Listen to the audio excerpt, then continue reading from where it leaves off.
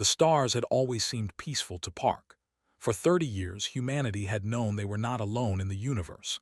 For 30 years, they had watched the sky with hope and fear in equal measure. The Galactic Council, a group of 12 alien species, had made contact with Earth in 2117. They called humans primitive. They called them young. They watched humanity the way a person might watch ants building a hill, with mild interest and no real concern. Stood at the observation window of the orbital station Horizon, his hands clasped behind his back. He was 42 years old, with gray starting to show at his temples and lines around his eyes that spoke of too many sleepless nights. Behind him, the command center hummed with quiet activity. Screens glowed with data. Officers moved between stations with practiced ease. Lieutenant approached him, her boots making soft sounds on the metal floor. She was young, barely 30, but had learned to trust her instincts. She had a way of seeing things others missed. "Commander," she said, her voice low, "I found something strange." Turned to face her. "What kind of strange?" "Readings at the edge of the system. They appeared for maybe 3 seconds, then vanished." She held out a tablet showing the data. "It could be nothing, a sensor error, but—" "But you do not think it is nothing?" Shook her head. "No, sir, I do not." Studied the data. The readings were too brief to identify, just a flicker of something massive passing through the outer darkness. He wanted to believe it was nothing. He wanted to go home to his wife and daughter, to sit in their small apartment in Seoul and forget about the endless watch. "Keep monitoring," he said, "and send the data to Earth Command."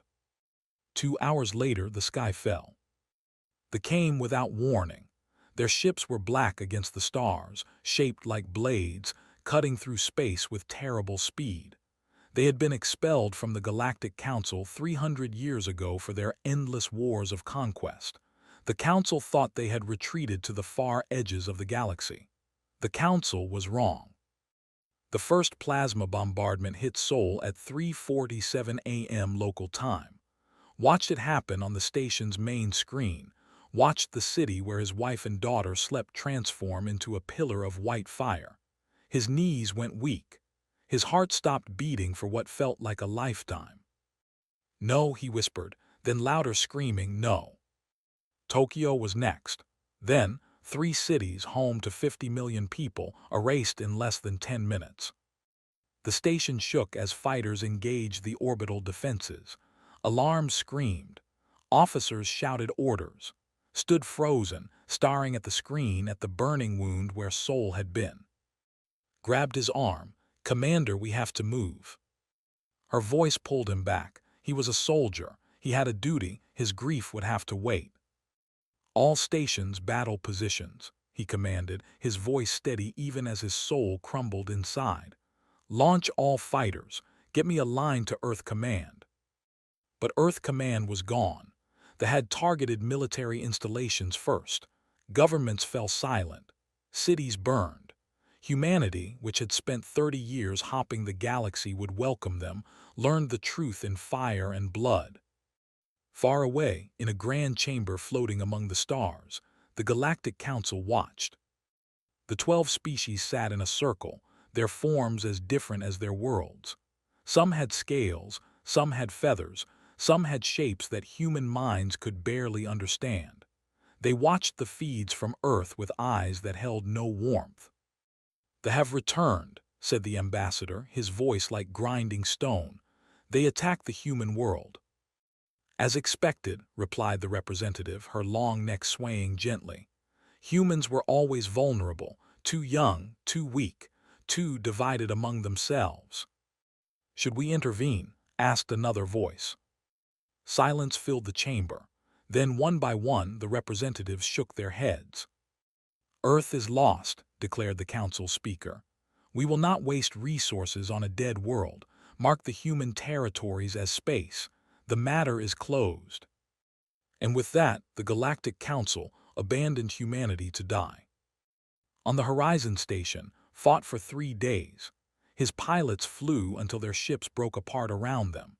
His officers worked until they collapsed at their stations. When the station's shields finally failed, when soldiers boarded with weapons drawn, led the last defenders in a desperate stand at the command center doors. They killed 17 before they were overwhelmed, took a plasma burn to his shoulder that should have killed him. It did not. Later, he would wonder if fate had kept him alive for a reason. He woke in chains in a transport ship heading for a prison camp somewhere on Earth's surface. Around him, other survivors sat in silence, their eyes empty with shock and grief. Was there, her face bruised, her uniform torn. She met his gaze and nodded slowly. They were alive. For now, that would have to be enough. The prison camp was in what had once been Siberia. The liked cold places.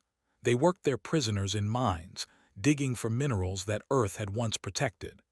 Dug alongside farmers and teachers and children. He watched people die from cold and hunger and cruelty. He felt his grief turn slowly into something harder, something darker. One night, huddled in a freezing barracks, a young prisoner asked him a question. "Sir, do you think anyone will come to save us?" Thought about the Galactic Council, those 12 species who had watched Earth burn and done nothing. He thought about his wife, about his daughter whose name he could not speak without breaking. He thought about the 50 million dead and the billions more who now lived under chains. "No," he said quietly, "no one is coming to save us." The young man's face fell. "Then what do we do?" Looked around the barracks at the broken people who had once been citizens of a free world. He saw watching him, waiting for his answer. He saw others lifting their heads, desperate for something to believe in. "We save ourselves," said. His voice was soft, but it carried through the cold air like a blade. "The galaxy thinks we are dead. They are wrong. We survive. We plan. We wait. And when the time is right, we make them pay for what they have done." He stood up, ignoring the pain in his wounded shoulder. "They think they have conquered us. The Council thinks we are finished. They do not know what humans are. They do not know what we become when everything is taken from us." His eyes burned with a fire that the cold could not touch. "We do not surrender, we do not forget, and we never ever forgive." In that frozen barracks, surrounded by death and despair, the resistance was born. 6 months had passed since the fall. They believed the war was over. They walked the streets of conquered cities like gods, their black armor gleaming under alien suns they had installed to replace Earth's natural light. They forced humans to bow when they passed. They took what they wanted. They killed when they were bored. They thought humanity was broken. Deep beneath the ruins in tunnels that had once carried subway trains, General proved them wrong. The underground base stretched for kilometers, a city beneath a city. Thousands of people lived there now, survivors who had escaped the camps, soldiers who had refused to surrender, scientists who had hidden their knowledge from alien eyes. They called themselves the Iron Tide, and they were hungry for revenge. Stood before a map of the Korean peninsula, his weathered face lit by dim electric lights. He was 60 years old, a veteran of wars that seemed small and distant now. His hair was white, his body, but his mind was sharp as a blade. Around him gathered his officers, men and women who had lost everything and gained a terrible purpose. "They have 3 main bases in our region," said, pointing to marks on the map. "Seoul, and they believe we are scattered, hiding in holes like rats. They do not know what rats can do." Captain Sora stepped forward. She was 35, small and quiet, with eyes that saw everything and revealed nothing. Before the invasion, she had been an intelligence operative. Now she was the Iron Tide's chief spy. "I have people inside all 3 bases," she said. "Guards who can be bribed, workers who pass information. They trust no one, but they underestimate us. They think humans are too simple to deceive them." "What have your people learned?" asked. "The aliens are confident, too confident. They send most of their troops to other conquests, leaving skeleton crews to guard our world. They see Earth as a mining operation, nothing more. The real power is in orbit on their ships." A new voice joined the discussion. Doctor pushed through the crowd, her white lab coat stained with grease and chemical burns. She was 48, a quantum physicist who had once dreamed of touching the stars. Now she dreamed of making the bleed. "I have something," she announced, her voice trembling with excitement. "Something that changes everything." She held up a piece of armor, retrieved from a dead soldier during a raid. The metal was black and smooth, almost beautiful in its alien design. "They're shields," said. "I have studied them for months. They are designed to block energy weapons. Plasma, lasers, particle beams, anything that the advanced species of the galaxy use. But they have a weakness." She pulled a simple handgun from her pocket, an old weapon that her grandfather had kept from forgotten wars. She aimed at the armor piece and fired. The bullet punched straight through. Silence filled the chamber. Then slowly, smiles spread across weathered faces. "They never expected kinetic weapons," explained. "Bullets, explosives, arrows even. The galaxy abandoned such things thousands of years ago. They consider them primitive, but primitive works." Laughed, a sound that had been rare since the fall. "So our old guns can kill them." Not just kill them. Their armor, their vehicles, their buildings, all designed to stop energy weapons. Against bullets and bombs, they are almost defenseless. The resistance had found its edge. Meanwhile, in the darkness of space, another war was being fought. Park had escaped the prison camp 3 months after his capture. He had led 20 prisoners through a blizzard, walking for 6 days until they reached a hidden rebel outpost. From there, he had made his way to what remained of humanity's fleet. The ships were old, damaged, held together by desperate repairs and stubborn will. They hid in the asteroid belt, moving constantly to avoid patrols. Had gathered perhaps 50 vessels, crewed by survivors who refused to accept defeat. He stood on the bridge of the Steadfast, a cruiser that had been old before the invasion and ancient now. Stood beside him, as she always did. "The supply convoy passes through Sector 7 in 6 hours, she reported. 3 cargo ships, 2 escort fighters. They are carrying food and equipment to the occupation forces." "Then we take them," said simply. The attack was quick and brutal. Human ships emerged from the asteroid shadows like ghosts, their weapons firing before they knew they were there. Had trained his pilots to fight dirty, to strike and vanish before the enemy could respond. The escort fighters exploded in seconds. The cargo ships tried to flee, but found their engines disabled by precise hits. Human boarding parties swarmed through the vessels, killing the crews with the same ruthless efficiency. When it was over, walked through a captured cargo hold, examining the supplies they had taken. Food, medicine, weapons. And something else. In a sealed container at the back of the hold, he found communication equipment, devices that they used to coordinate their forces across the solar system. Examine the devices carefully. If we can understand their communication codes, we can listen to everything they say. We can predict their movements. We can know where they are weak. Nodded slowly. "Get these to Doctor on Earth. She will know what to do with them." The months that followed were filled with small victories. Raids on supply convoys. Attacks on isolated patrols. Slave camps liberated in midnight operations that left guards dead in the dirt. Each success was small, but together they added up to something larger. They began to notice. In his command ship orbiting Earth, Commander read the reports with growing unease. Human resistance was supposed to be impossible. The species was conquered, broken, enslaved. Yet the reports told a different story. A mining operation in what had been Australia, destroyed by explosives that should not exist. A garrison in former Europe, wiped out by humans using weapons that punched through armor like paper. A supply convoy in space, vanished without a trace. "This is not possible," muttered. "They are primitives, they cannot fight us."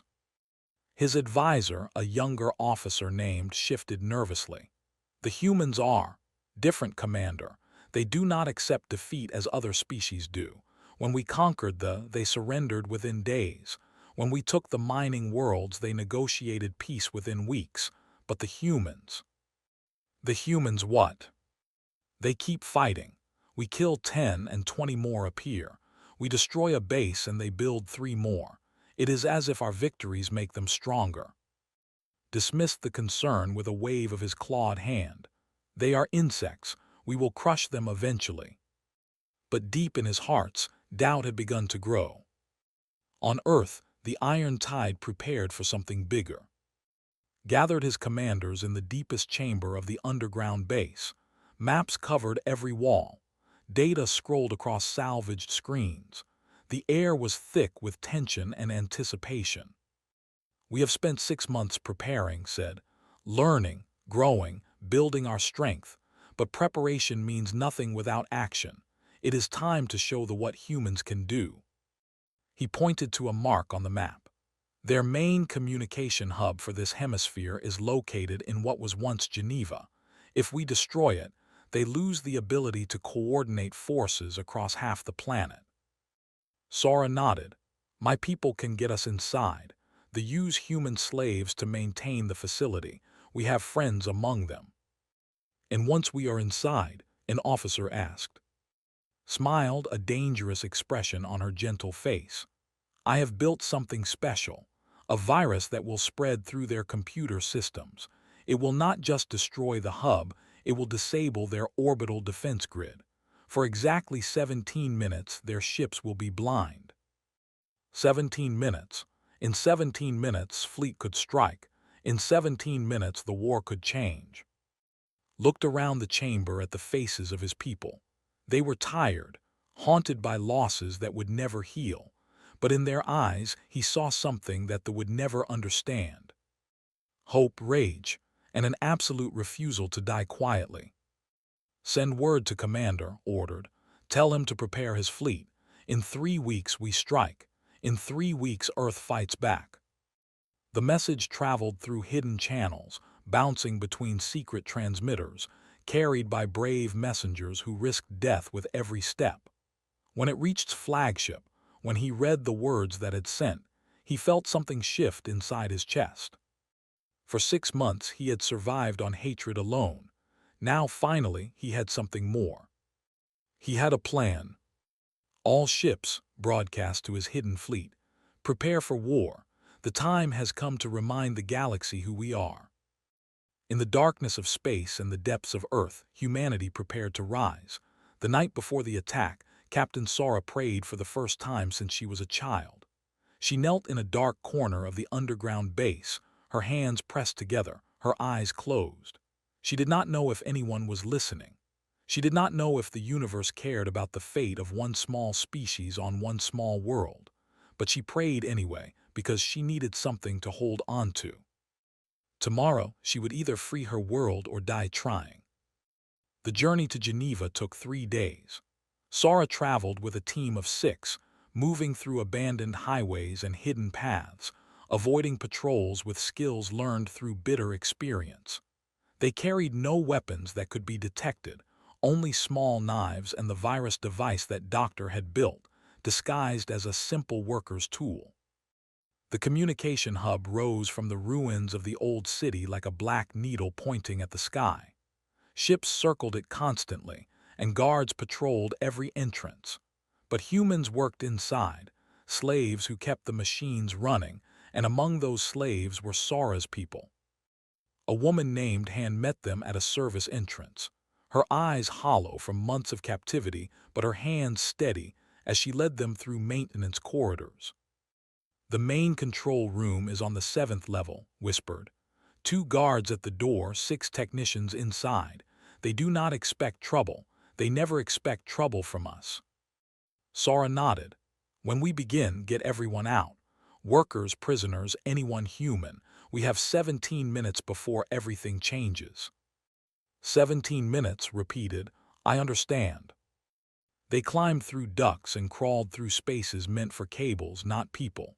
Sora's team moved in perfect silence, their bodies pressed against cold metal, their breath controlled to the slightest whisper. They had practiced this 100 times. They knew every step, every turn, every second of the plan. At the door to the control room, Sara paused. Through a small window, she could see the technicians working at their stations, their clawed hands dancing across alien keyboards. The two guards stood with their weapons ready, watching everything with cold, yellow eyes. Sara held up 3 fingers, 2, 1. The door burst open. Her team moved like shadows, silent and deadly. The guards died before they could raise their weapons, knives sliding between the gaps in their armor where had said they would be vulnerable. The technicians tried to run, but human hands caught them, human blades silenced them. In 30 seconds, the control room belonged to humanity. Sara moved to the main console, her fingers flying across the alien interface. Months of study had taught her how to read symbols, how to navigate their systems. She found the security protocols, found the codes that controlled the orbital defense grid, and inserted its virus. "It is done," she said. "The grid will fail in 10 minutes. We need to be gone." They ran. In orbit, Commander watched his clock count down. The fleet had gathered in the shadow of Mars, 53 ships hiding in the dust of the red planet. They were a poor force against the armada, old vessels crewed by desperate survivors, but they had something the enemy did not expect. They had nothing left to lose. "All ships check in," ordered. One by one, voices filled the channel. Captains and crews from every nation that had once divided Earth, now united by shared loss and shared rage. They spoke different languages, came from different cultures, but they all said the same thing. "Ready." Lieutenant stood beside, her face calm but her eyes burning with intensity. She had lost her family in the Tokyo bombardment. She had spent 6 months dreaming of this moment. "The virus has been uploaded," she reported, reading the data that streamed across her screen. "Defense grid failing in 3 minutes." Nodded. "All ships prepare for immediate attack. Target priority is the Eternal Dominion. If we kill their flagship, we break their command structure." The Eternal Dominion was the largest ship in the fleet, a massive vessel bristling with weapons. Commander himself commanded from its bridge. Taking it down would be nearly impossible. But nearly impossible was not the same as impossible. The clock reached 0. Across the Earth orbital zone, defense platforms went dark. Sensors failed. Weapons systems shut down. For exactly 17 minutes, the alien fleet was blind. Now shouted, "All ships attack." The human fleet burst from its hiding place like a wave of fire. They crossed the void at maximum speed, their old engines straining, their weapons charging. Patrol ships tried to respond, but human pilots flew with a ferocity that explanation. A young pilot named Han led the first attack wing. He was 19 years old, a boy who had lied about his age to join the resistance. His parents had died in Seoul. His sister had died in a labor camp. He had nothing left but his ship and his rage. "First wing, follow me," he called. "We hit them fast and hard. No retreat, no hesitation for Earth." His wing dove toward the escorts, their guns blazing. Enemy ships exploded around them, caught off guard by the speed and violence of the attack. Flew through the debris without slowing, his eyes fixed on the massive shape of the Eternal Dominion ahead. On the flagship's bridge, Commander screamed orders that no one could follow. "What is happening? How did they disable our grid? Get me communications, get me weapons." His officers scrambled uselessly. The virus had spread through every system, corrupting data, crashing programs, turning the mighty warship into a helpless target. Cruiser closed the distance, its weapons firing continuously. Around him, human ships fell to enemy fire, but for every ship lost, 2 more pressed forward. Vessels burned in the darkness, their crews unable to understand how primitives could fight with such fury. "We are losing too many ships," reported, her voice tight. "The flagship shields are still holding." watched the battle unfold on his screens. The human fleet was dying. They were taking heavy losses, far heavier than they could afford. But they were also hurting the enemy. Ships drifted dead in space, their crews killed by weapons they had considered obsolete. Then's voice crackled over the channel. "Commander, my ship is hit. Engines failing, I cannot escape." Felt his heart clench. "Eject, we will pick you up." "No, sir." The young pilot's voice was calm, terribly calm. "My weapons still work, and I have a clear path to the flagship's engine core." Silence filled the channel. Everyone understood what was saying. Began. "Tell them I did not run," said. "Tell them I was not afraid. Tell them I made it count." His damaged fighter accelerated, trailing fire and smoke, heading straight for the eternal dominion. Gunners tried to stop him, but he was too close, too fast. He passed through the weakened shields like a ghost, his ship a burning arrow aimed at the heart of the enemy. His last transmission was simple: "For my mother, for soul, for Earth." The explosion tore through the flagship's engine section, a bloom of white fire that consumed metal and flesh. Secondary explosions rippled through the vessel as power systems failed. On the bridge, Commander watched in disbelief as his ship died around him. "This is not possible," he whispered. "They are only humans." The eternal dominion broke apart, its fragments scattering across the void. On Earth, the uprising began. General led the attack on the garrison, his soldiers emerging from tunnels that they had never discovered. They came with guns and bombs and weapons taken from dead enemies. They came with knives and clubs and fists. They came with the rage of a year spent in chains. Across the planet, the same scene repeated. In Europe and Africa, in the Americas and Asia, humans rose from hiding places that they had never suspected. They fought in streets and fields, in ruins and forests. They fought with anything they could find. The soldiers, trained to fight with energy weapons and advanced technology, faced enemies who threw rocks and swung steel pipes. They faced mothers protecting children, old men defending homes, teenagers who had grown up knowing nothing but occupation. And they died. They died in numbers that their commanders could not believe. By dawn, the occupation was broken. Scattered survivors fled toward the outer system, their ships damaged, their spirits crushed. They broadcast desperate calls for help, calls that would take months to reach the Dominion. In the ruins of General stood in the morning light and watched the alien ships disappear into the sky. Around him, his soldiers celebrated, their voices raised in songs of victory, but did not celebrate. He knew this was only the beginning. In orbit, received reports from across the planet. Earth was free. The cost had been terrible: millions dead, cities destroyed, scars that would take generations to heal. But they had won. He thought of the young pilot who had given everything. He thought of all the others who had died to make this day possible. He would remember their names. He would make sure the galaxy remembered too. Commander said quietly, "The Galactic Council is hailing us. They want to talk." Smiled, a cold expression without warmth. "Let them wait," he said. "We have work to do." Humanity had survived. Humanity had fought back. And humanity was just getting started. The Galactic Council chamber had never seen a human before. For 300 years, the 12 species had gathered here to decide the fate of empires, to draw borders between stars, to judge who would live and who would die. They had watched Earth burn from this very room. They had voted to abandon humanity to extinction. Now, a human was coming to speak to them. The council representatives shifted nervously in their seats as the massive doors opened. They had seen images of humans, of course. Small creatures, soft and fragile, with pale skin and strange eyes that showed emotion too easily. Easy prey, they had thought.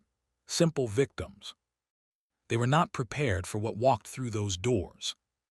Park entered the chamber with the stride of a conqueror. He wore the black uniform of the United Earth Forces, decorated with medals that meant nothing to the aliens but everything to his people. Behind him walked 20 soldiers, their faces hard as stone, their weapons held with casual confidence. The galaxy had tried to kill them, and they had survived. That survival showed in every step they took. Walked at's right hand, a clutched in her fingers. She looked around the chamber with eyes that held no awe, no fear. These beings had watched her world burn. She would not give them the satisfaction of her respect. The council speaker, a creature of flowing water and shifting light, rose to address them. Humans, it said, its voice echoing through translation devices. The Galactic Council welcomes you. We have watched your recent difficulties with the Dominion. We are prepared to offer humanitarian aid and protection for your recovering world. Said nothing, he simply stood there waiting. The speaker continued, uncomfortable with the silence. We understand that the past year has been challenging, but the Council is willing to overlook certain irregularities in your conduct. Your destruction of the flagship, while impressive, violated 17 treaties regarding space combat. However, given the circumstances. Stop. The single word cut through the chamber like a blade.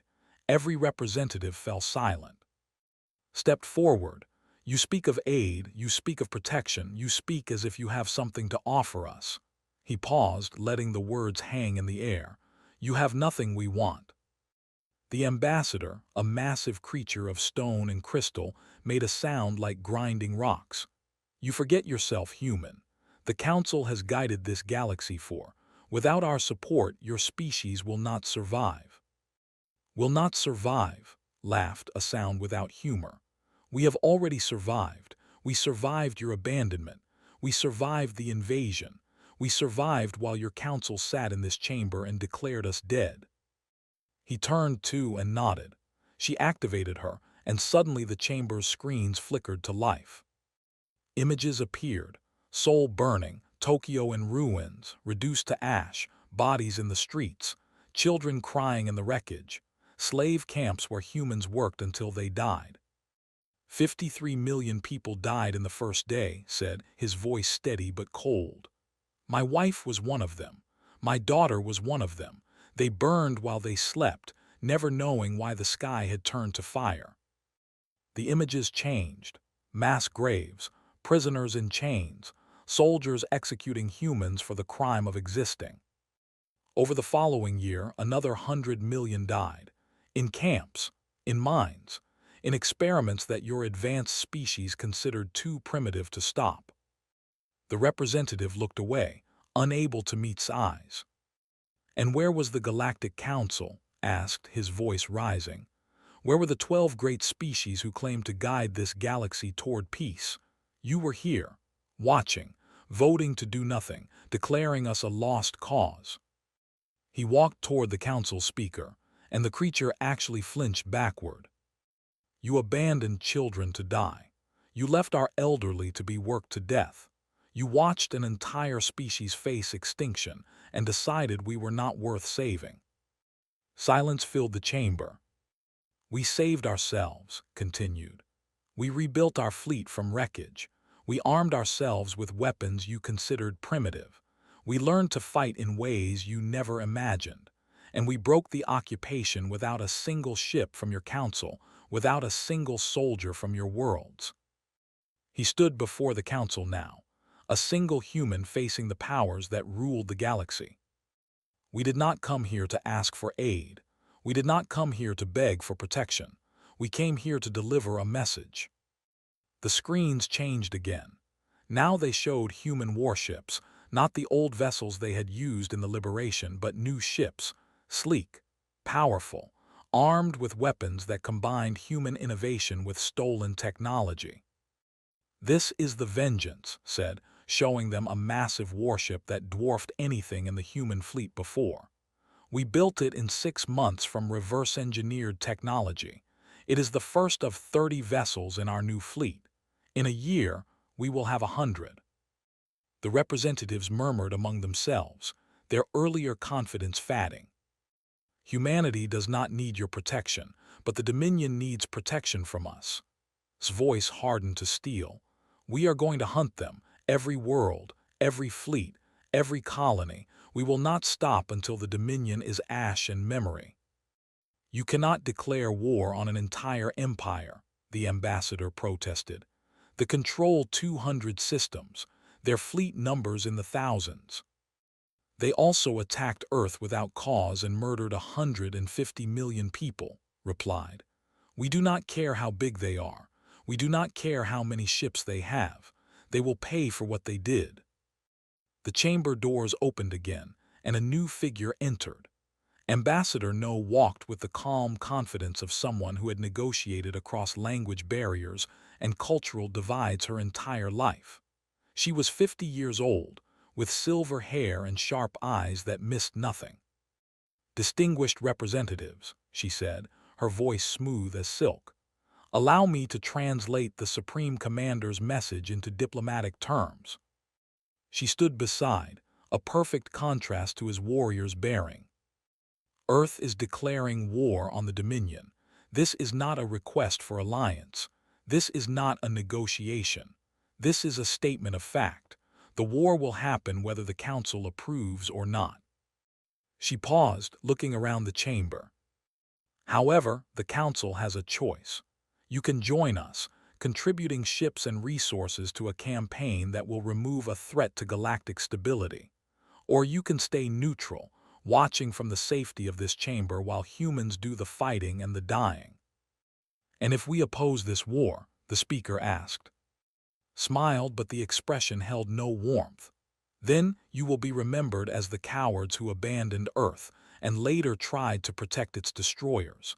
History will not be kind to you. The vote took 3 hours.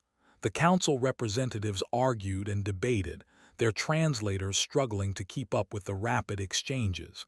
Some wanted to support humanity, others feared the response.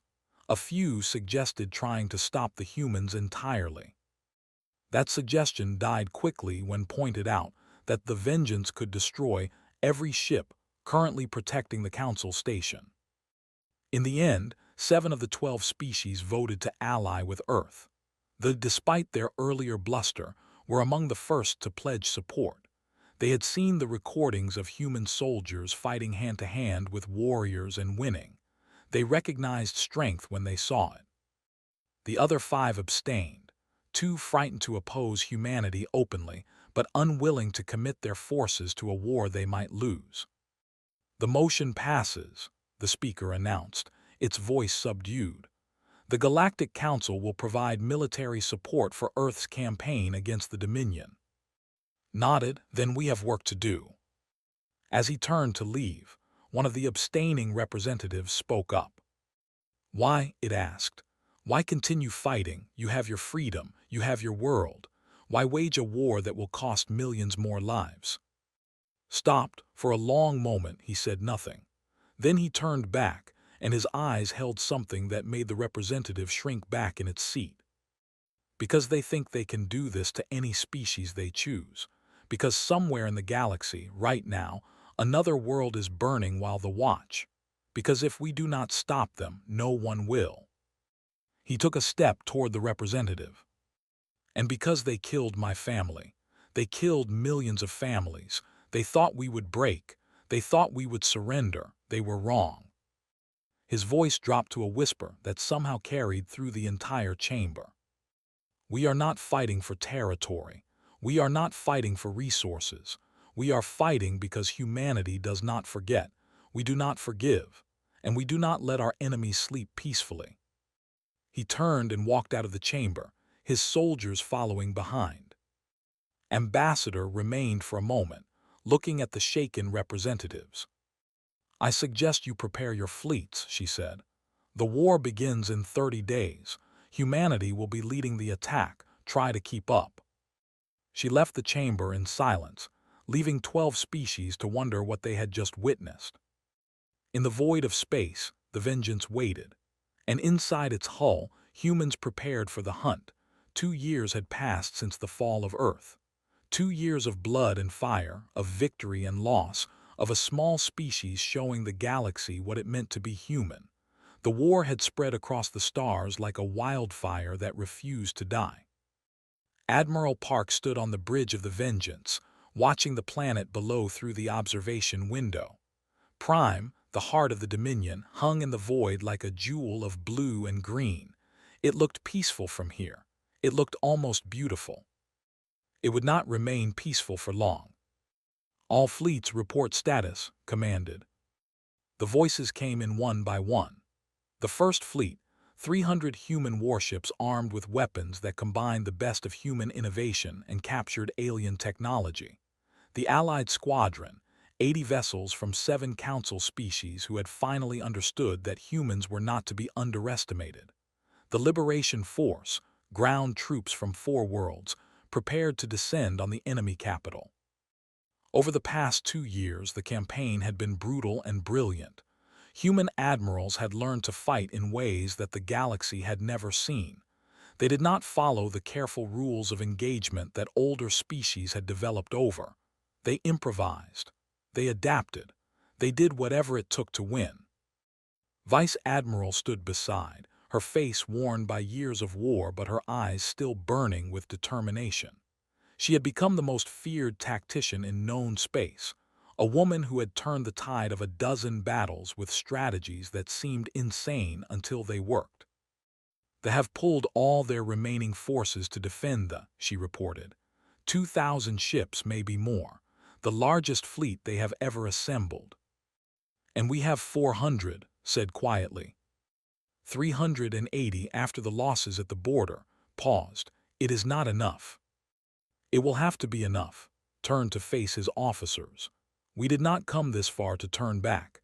Every species in this galaxy expected us to die. Every calculation said we should have lost. We proved them wrong every time." He looked out at the enemy world, at the fleet that waited to destroy them. "Today, we prove them wrong again." On the surface of Prime, the Dominion's ruling council gathered in their ancient palace. For 2 years, they had watched the humans advance across their territory. World after world had fallen. Fleet after fleet had been destroyed. They had sent their best commanders against the human forces, and those commanders had returned in defeat or not returned at all. Now the humans were here, at the heart of everything. "We must negotiate," said one council member, his voice trembling. "We must offer peace before they destroy us all."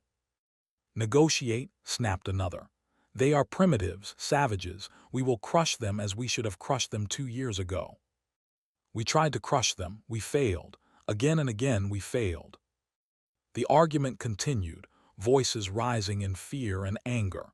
But deep down, they all knew the truth. They had awakened something they did not understand. They had attacked a species that refused to accept defeat, and now they were paying the price. In orbit, the battle began. Human ships surged forward in formations that seemed chaotic but followed a precise mathematical order. Had spent months developing these tactics, studying every response, finding patterns in their defenses. She knew where they would be strong. She knew where they would be weak. "First wave, engage the outer perimeter," she ordered. "Draw their heavy ships forward. Second wave, slip through the gap and target their command vessels. Third wave, hold back until I give the signal." The fleet moved to intercept, their commanders confident in their numbers. 2,000 ships against 400. The math was simple. The outcome was certain. Except it was not. Human pilots flew with a precision and ferocity that they could not match. They wove through enemy fire, their smaller ships dancing around the massive warships. They targeted weak points that enemy crews did not know existed, exploiting flaws in design that Doctor had discovered through years of study. And when human ships were damaged beyond repair, their pilots did not retreat. They accelerated toward the nearest enemy vessel and made their deaths count. They had never faced an enemy like this. They had conquered dozens of species, and all of them had eventually surrendered. All of them had accepted that resistance was futile against superior numbers. Humans did not surrender. Humans did not accept anything. General led the ground assault. At 70 years old, he should have stayed behind, commanding from a safe distance. Instead, he rode in the first, his rifle in his hands, his soldiers around him. 30 seconds to landing, the pilot announced. Looked at the faces of his troops, humans and aliens together, soldiers from 5 different species who had learned to fight side by side.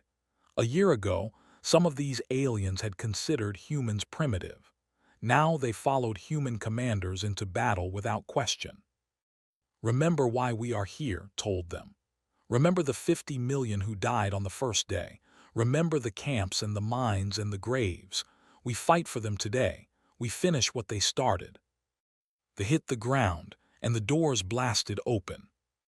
The battle for Prime lasted 3 days. In orbit, the human fleet slowly crushed the enemy defenses, paying a terrible price for every meter of advance. On the surface, human and allied soldiers fought through streets and buildings, driving the back toward their capital city. Doctor had developed a new weapon for this moment, a device that could disable all technology within a kilometer radius, leaving their soldiers helpless against human firearms. Captain Sara led the team that deployed it. She had spent 2 years waiting for this, 2 years of planning and fighting and losing friends. She planted the device in the heart of the command center and watched as their systems died around them. "It is done," she reported. "The way is clear." On the 4th day, the ruling council surrendered. They emerged from their palace with their hands raised, their proud bearing broken by defeat. Human soldiers surrounded them, weapons ready, eyes cold with memories of burned cities and murdered families. Admiral walked through the ranks of his troops to face the enemy leaders. Behind him came Ambassador, ready to negotiate terms. Behind her came representatives from the allied species, witnesses to humanity's final victory. "You have lost," said simply. "Your fleets are destroyed, your armies are scattered, your empire is finished." The senior council member, an ancient whose scales had faded to gray, looked at with something like confusion. "We do not understand," he said. "We have conquered hundreds of species. All of them accepted defeat when the cost became too high. Why did you continue fighting? Why did you sacrifice so much?" Was silent for a moment. He thought of his wife, of his daughter, of the life he had lost when Soul burned. He thought of the young pilot who had given everything. He thought of all the humans who had died to bring him to this moment. "Because you gave us no choice," he said finally. "You attacked our home. You murdered our families. You tried to erase us from the universe. We could not accept that. We would never accept that." He stepped closer to the leader. "Other species surrender because they believe they can rebuild, recover, try again. Humans are different. When you take everything from us, we have nothing left to lose, and a human with nothing to lose is the most dangerous creature in the galaxy." The surrender terms were harsh but fair. They would dismantle their military completely. They would pay reparations to every species they had conquered. Their leaders would face trial for crimes against sapient life. And for the next century, human observers would ensure they never again threatened the galaxy. 1 month later, Ambassador No addressed the Galactic Council for the final time. The chamber was full. All 12 species had gathered to hear her speak, but this time they did not look at the human representative with condescension or pity. They looked at her with respect, with awe, and with a little fear. "2 years ago you declared humanity a lost cause," began. "You watched our world burn and decided we were not worth saving. You were wrong." She paused, letting the words sink in. "We do not blame you for that mistake. We understand why you made it. You judged us by the standards of your own experiences. You thought we were like the other young species, soft and weak and easily broken." Her voice hardened. "We are not like other species. We are stubborn. We are creative. We are capable of great kindness and terrible violence, often at the same time. We adapt to any situation, survive any disaster, overcome any obstacle. These traits served us well on Earth. They served us well against the. They will serve us well in whatever challenges the future brings." She looked around the chamber, meeting the eyes of each representative. The old Galactic Council failed. You were too slow, too cautious, too afraid to act when action was needed. That ends today.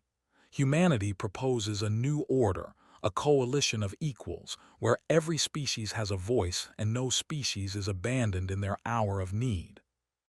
The vote was unanimous. The old council dissolved itself. In its place rose the Galactic Coalition, with Earth as a founding member and humans in positions of leadership throughout the new government. 10 years later, Park stood in rebuilt Seoul. He was an old man now, his hair white, his body slowed by age and old wounds. He had served as Supreme Commander, then as President of the United Earth Government, then as the first human ambassador to the Galactic Coalition. Now he was retired, finally free from the burden of leadership. The memorial rose before him, a wall of black stone carved with names, millions of names, every human who had died in the fall and the war that followed. His wife's name was there, his daughter's name, so many names. He placed a flower at the base of the wall and whispered words that only the dead could hear. We made them remember.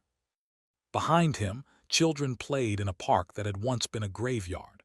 Human children and alien children together, growing up in a galaxy that no longer saw humanity as primitive or weak.